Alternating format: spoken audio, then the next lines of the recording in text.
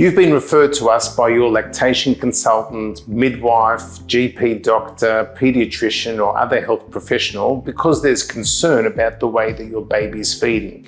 So before your appointment, we'd like to give you some information about what you can expect on the day and why you are referred to us. We suspect that there's a lip tie and a tongue tie in your baby's mouth. Everyone has what is called a frenum or a frenulum underneath their lip and underneath their tongue. It's a developmental skin fold, or we actually call the skin of the mouth the mucosa. So it's a developmental fold of mucosa, just superficial skin, if you like, that restricts the range of motion of the lip and the tongue. Sometimes we also have what we call cheek ties in the cheek area as well. These developmental skin folds are in everyone's mouth, as I mentioned, and they are a normal part of human anatomy. As the head grows during the first trimester of pregnancy, the frenum or frenulum, two words for the same thing, develops in everyone's mouth. A frenulum is a normal part of human anatomy. It has different shapes and sizes. The same way, for example, as a finger might be long and slender or short and stumpy, they are variations of normal. And similarly, the anatomy of a frenulum is just a variation of normal. When it's tight, we want to treat it. The reason that we want to treat a lip tie and a tongue tie for your baby is because the lip doesn't flange out adequately to give a good attachment onto the breast. We want to have a good seal around the breast so that air doesn't leak in and milk doesn't leak out. If too much air gets in, then the baby becomes very windy, can get a bloated tummy, for example, and feels very uncomfortable. So, for example, if you lie your baby down, they feel uncomfortable. When they sit more upright, they feel much better. If there's too much wind in the tummy, then it's likely that there'll be reflux, where you actually see the vomitus, or what we call silent reflux, where you actually don't see the reflux as such.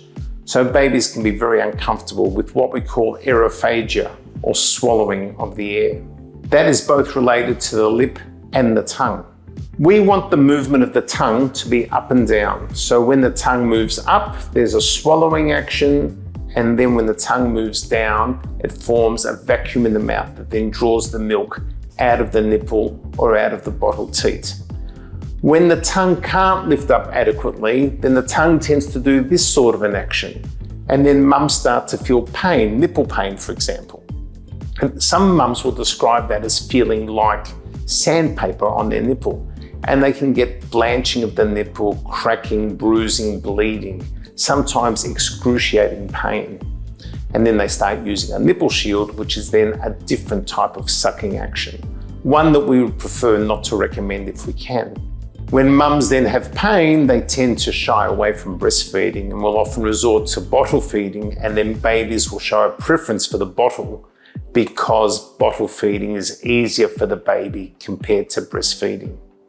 But we know that breastfeeding has a different action compared to bottle feeding, and from a developmental point of view and the way that the jaws and the muscles develop, we prefer breastfeeding over bottle feeding. And there's actually been research now to show how much better that jaw and tooth development is in terms of orthodontic issues later in life. So we encourage breastfeeding, but we understand not everyone can breastfeed, and bottle feeding can also be a problem for many babies that have got lip tie and tongue tie.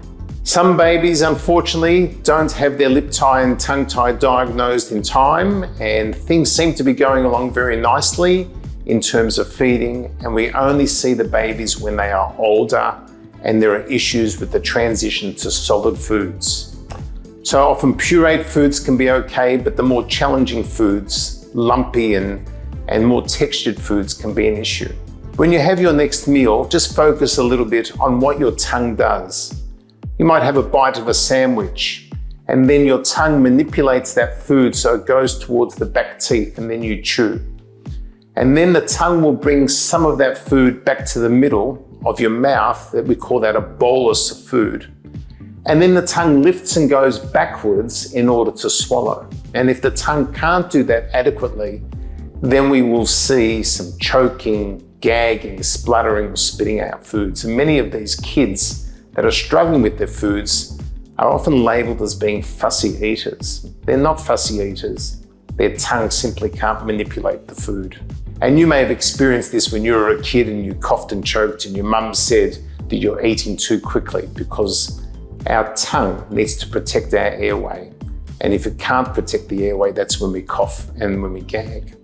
Then sometimes we see older kids as well. Kids that are, let's say, aged 2, but more commonly 3, 3.5, when they have an assessment done by a speech therapist or a speech and language pathologist. And they have issues with pronouncing some sounds. So it can be sounds like p, b, and w, which can be related to the lip, not very common. But much more commonly, we see issues with the pronunciation of sounds t, d, k, g, l, r, and s. And when these sounds are mispronounced, the language doesn't quite sound right, or the child might not even be understood at all. So the child might say, for example, Daddy drives the R, or open the door. So often we can still understand what's being said in the context of a conversation, but it's being mispronounced. Some parents actually find themselves that they are acting like an interpreter when the child is talking to a stranger. So if you find yourself in that situation, then an assessment with a speech pathologist is most appropriate. Later on in life, we sometimes see issues with dental development that can also be related to the tongue tie and the lip tie. So a lip tie can create a gap between the teeth. Often when that frenulum grows right down to in between the teeth, it creates a gap. And that gap can be quite unsightly. It also can be an issue with brushing of the teeth, because the frenulum is quite tender and that area between the front teeth is avoided with a toothbrush. More plaque can accumulate in that area and then more tooth decay develops. There's actually been a paper published about that in one of the medical journals. But the tongue is much more significant in terms of growth and development of the jaws. We want the tongue at rest to be sitting up into the roof of the mouth. That's our normal rest position of the jaw and the mouth. When you're at rest, let's say when you're listening to me now, your lips should be together, your teeth are slightly apart, and your tongue is sitting up in the roof of the mouth. That's your normal rest position. When you have a tongue tie and the tongue can't reach the roof of the mouth, the palate or the roof of the mouth forms what we call a high palate. Some people refer to it also as a bubble palate. And as a result of that high palate, we have what we call a narrow arch form. This curvature of the teeth is narrow. And when it is narrow, it then forms orthodontic issues such as crowding. That narrow arch form of the upper jaw then influences the growth and development also of the lower jaw. So quite often we need to release a lip tie and tongue tie in conjunction with what we call early intervention orthodontics. So we recommend an assessment of a child's growth and development of their teeth and their jaws at around 5 to 6 years of age. And the reason we do that is because if we can get treatment done early, what we call early intervention orthodontics or interceptive orthodontics by wearing a plate, let's say, to encourage good growth and development of the jaws, or a palatal expander which expands the jaw during growth, then when braces are needed later on, it's for a much shorter period of time and of course much cheaper for you as parents as well. Clearly benefits for everybody. There's been some more recent research now coming out of the United States that shows how tongue tie can be related to neck pain and posture of the neck. Anatomically, it's because a major muscle of the tongue is joined to a bone in the neck. And there are other muscles that are also joined to the same bone from behind, other neck muscles.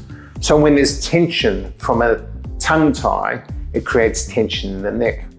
When I release that tongue tie with adults, quite often they'll say to me how they can just feel that whole tension just be released from their whole upper body. It's quite amazing. I actually didn't believe it the first time I heard that from a patient, but I see that quite frequently now. And there's also been some research now that shows a relationship between tongue tie and airway development. because we know that that high palate, the roof of the mouth, is also forming part of the floor of the nose. So a lot of these kids with tongue tie have what we call an open mouth posture. They tend to breathe more through their mouth rather than nose breathing, which is the preferred way to breathe.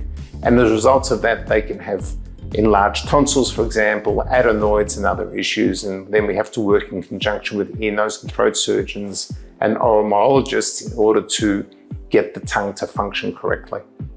We also need to have good airways before we can do the early intervention orthodontics. We treat it using a laser. The laser that I use is called a diode laser, which is designed specifically to only affect the soft tissue of the mouth. It has no effect on the underlying bone or the developing teeth, for example. There's no risk at all of paralyzing the tongue, chopping off the tongue, permanently numbing the tongue or anything like that, or affecting the muscles. It's very superficial. So it's a very safe procedure.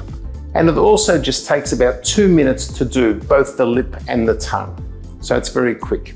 The way that the laser works, the best way I can describe that is it melts or dissolves the skin of the mouth. To do the actual procedure, we put babies in what's called a rainbow board, which holds their body nice and still. One of my staff will hold the head still and protect the eyes, while another staff member helps me hold the mouth open and puts a suction in the mouth for the baby's protection. We then go ahead and do the procedure while you're waiting in another room. Your baby will be crying during the procedure. It's actually the only way that I will do the procedure because the baby's mouth is open wide. I can see the lift of the tongue and plenty of oxygen is getting in. If your baby is actually not crying, I will wait for your baby to start crying so that I can do the procedure in a safe manner. Straight after the procedure, many babies will stop crying, others will continue to cry. They all have their own little personalities. We return your baby straight away back to you, where you'll be giving a feed under the supervision of our lactation consultant and midwife. Babies settle down very quickly, especially when they go back onto the breast or onto the bottle if you're bottle feeding. You'll be at our clinic for about 3/4 of an hour to an hour altogether. Most of that time will be a consultation with me and spending time with our lactation consultant. Very little time is actually involved in giving the procedure to your child. When we do the actual treatment with the diode laser, I remove all of the frenulum. I just don't do a simple snip. So when I treat underneath the lip, the area looks like a Y shape or a V shape, starting right up high and going right down to the bottom of the gum, or if your child is older, right down to in between the teeth. I don't go on the inside of the upper gum, where there's a little lump there that's called the incisive papilla, where there is a major blood vessel and a major nerve, and it's actually not part of the frenulum, although the frenulum sometimes does look like it's joined to that incisive papilla. Underneath the tongue, when we laser, the area will look like a diamond shape, and that's how it should look. And I don't laser this raised area of mucosa that comes out sideways just in front of the frenulum.